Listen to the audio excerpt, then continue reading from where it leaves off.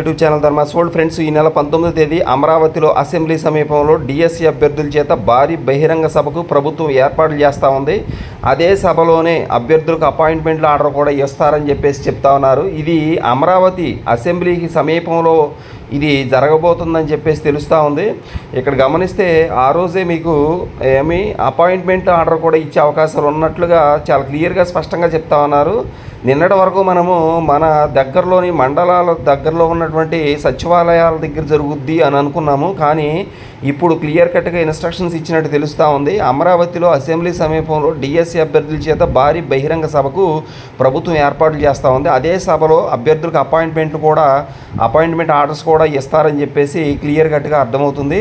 ఉమ్మడి కర్నూలు జిల్లా నుంచి సుమారు 6,000 మందిని అంటే అభ్యర్థులు ప్లస్ ఒక సహాయకుడు అంటే ఒక అభ్యర్థి తనతో పాటు మరొక వ్యక్తిని తీసుకొని రావచ్చు అన్నమాట. అలా 6,000 మంది అభ్యర్థులు ఆర్టీసీ ద్వారా సభా ప్రాంగణానికి చేర్చాలని ప్రణాళిక రచించినట్లుగా సమాచారం ఉంది.